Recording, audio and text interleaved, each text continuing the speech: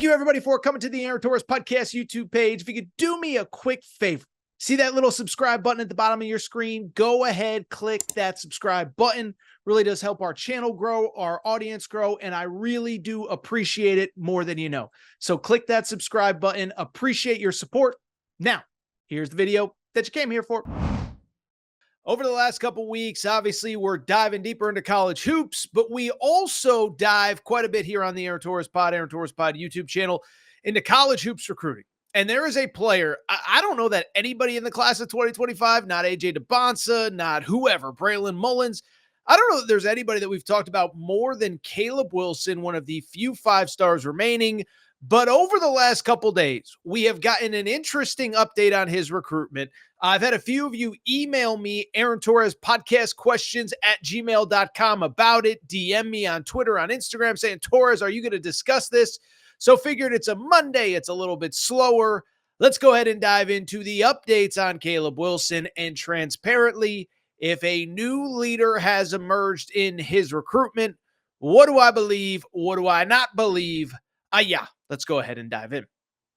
So Caleb Wilson, listen, I've said it a million times. At this point, I don't think you need me to dive too deep into his game, but 6'10" forward, class of 2025. He's a current senior. Just a fascinating kind of career arc for him in high school basketball as he gets set for college. Was a player that I think was identified pretty early in this process as one of the best players in this class. Was a 5-star can't-miss kid as a sophomore. Junior year felt like he maybe took a little bit of a step back. But as I've said before, this summer he played with the Night Riders, as you can see here on YouTube on that little caption that producer Matt has put together for me, the picture on the side of the screen.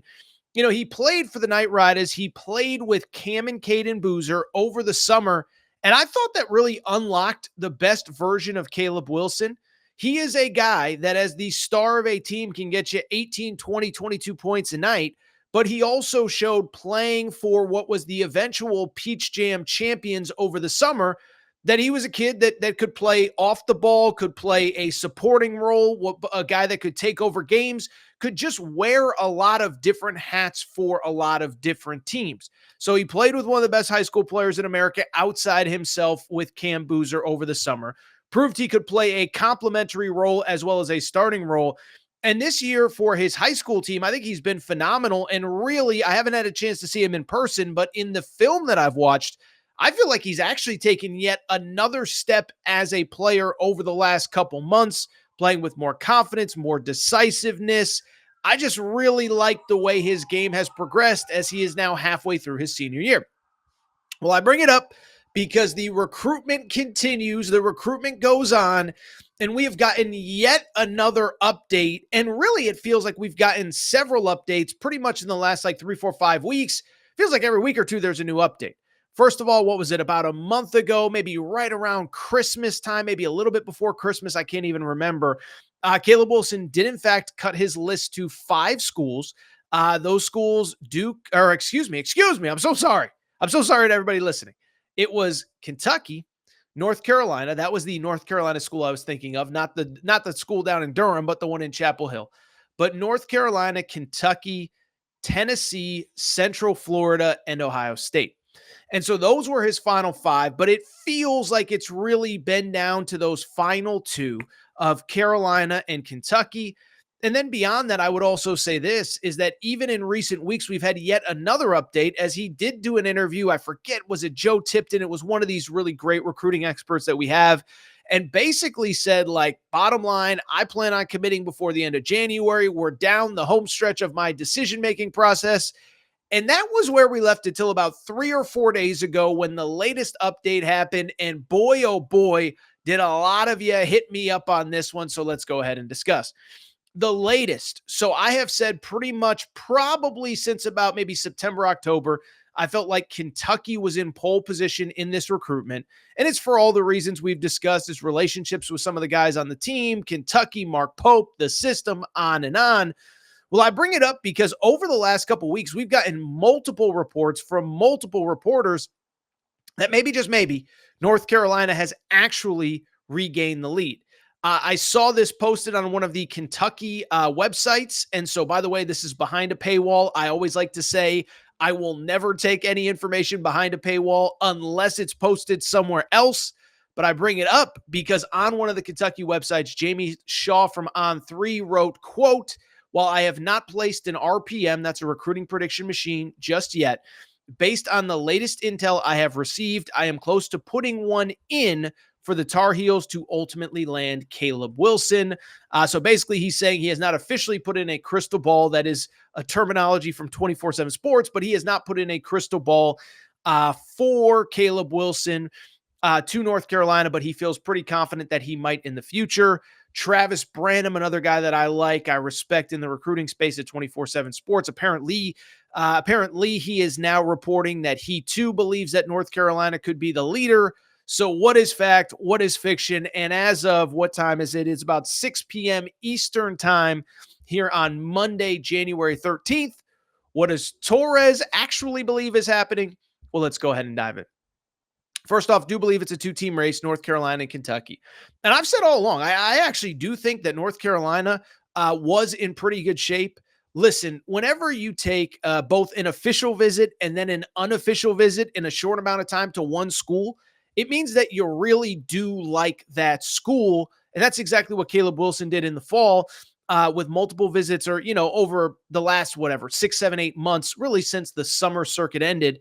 Caleb Wilson did take multiple visits to Carolina. And so to me, that's always noteworthy. When you're paying your own way to take a visit, and I know unofficial visits, I don't even know who's paying what anymore. Who cares? It's the NIL world. But when you're taking multiple visits, it means you care and it means you're interested. And I've always felt like North Carolina isn't necessarily like completely out of the picture, even though I do believe Kentucky had been ahead. And by the way, even with the latest reports, I don't believe that Kentucky has done anything wrong. In terms of have they fallen behind? Has something else happened? No. What has Mark Pope done that doesn't make you want to play for Mark Pope if you're Caleb Wilson? Dynamic coach, dynamic system. He's proving, by the way, that he can win. This is Mark Pope at the highest levels. I know there were some questions of how would he handle the SEC?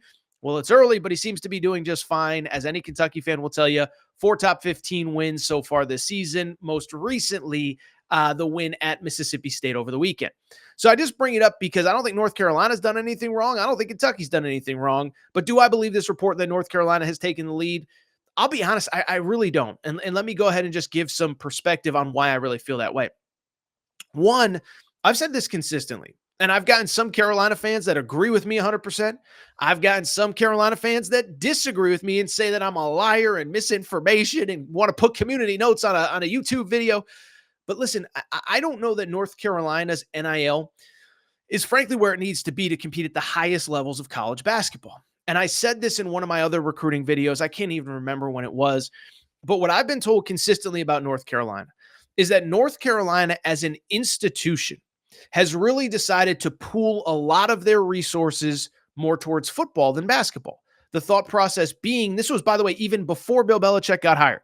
I heard this when Mac Brown got fired and you didn't know where they were going to go. Who could they possibly hire? Who was going to be the next head coach? We had no idea Bill Belichick was even a factor in that decision. But what I was told at the time was that North Carolina basically understands, listen, we're going to a rev share world. We're going to a world where the Big Ten and the SEC continue to separate. But we're also going to a world where eventually the ACC, sadly, probably is not going to exist anymore. And so whenever the ACC breaks off, we need to put ourselves in the best position to end up in either the SEC or the Big Ten. And as great as the basketball brand is, and as great as the school and the academic brand is, we need to give people something to want and desire from the football side of things. And so I could go on, but at the end of the day, what I have been told consistently, most of their NIL resources have gone into the football side of things.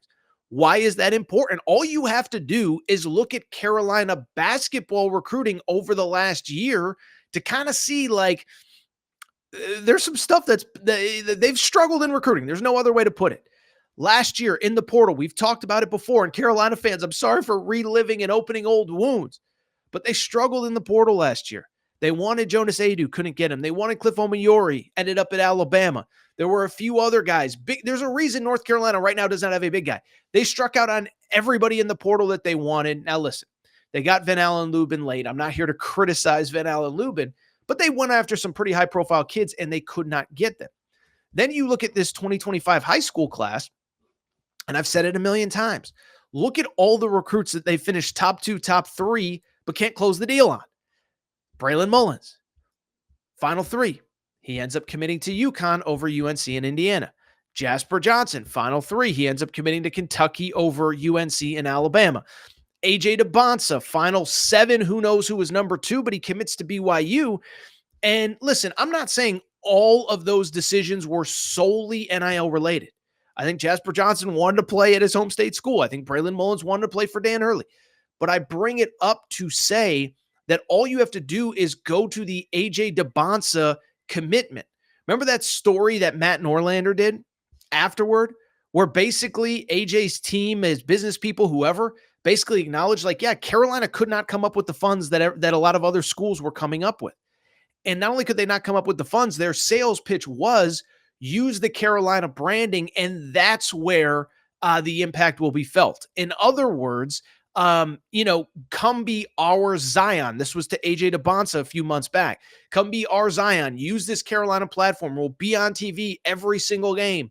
And we can't offer you as much money up front as not only BYU, but some other schools, but you'll make it all up on the back end. Well, it didn't fly with AJ DeBonsa. It didn't fly with a lot of these other recruits, and that's what worries me about Carolina. So there's the NIL element at Carolina. There are the relationships, that Caleb Wilson has with a lot of the kids that are committed to Kentucky. We went over it months ago with his, online communication with Caden Lewis and with Jasper Johnson and all the guys in that class, Malachi Moreno, commenting on Instagram posts, tweets, whatever. So to me, he's got the relationship with the Kentucky guys. You look at Carolina, by the way, they're going to lose a lot after this year, and it's hard to know who you're going to play with. So if you're going to commit to Carolina, you're kind of committing to a largely empty roster. Like RJ Davis is gone after this year. Ian Jackson, with the way he's played over the last month or so, he's probably going to be a one and done. Drake Powell is having his moments. Is he back? I don't know. Elliot Cadeau, like Elliot Cadeau will be back, but is Elliot Cadeau alone? Like, is that enough for?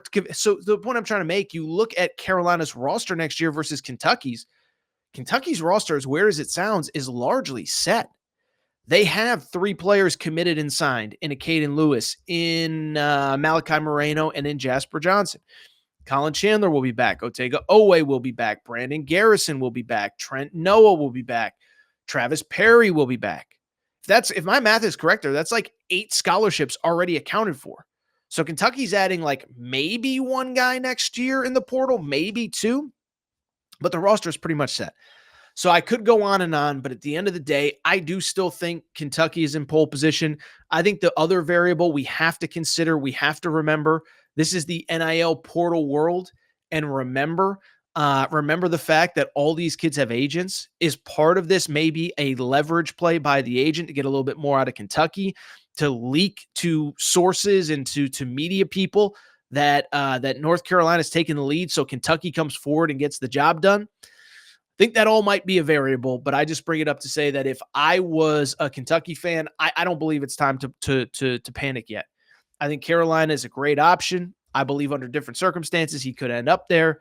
But as of right now, as of Monday the 13th, I am not yet worried. I believe Caleb Wilson will be a Wildcat. If you enjoyed this video, do me a quick favor. Make sure that you are subscribed to the Aaron Torres Pod YouTube channel. By the way, we'll be doing an SEC basketball power ranking. A lot of you have asked for that, so we'll be doing that later on Monday night. We'll have an announcement during that video as well. So make sure you're subscribed to the page, rate, review the pod. We will be back very soon.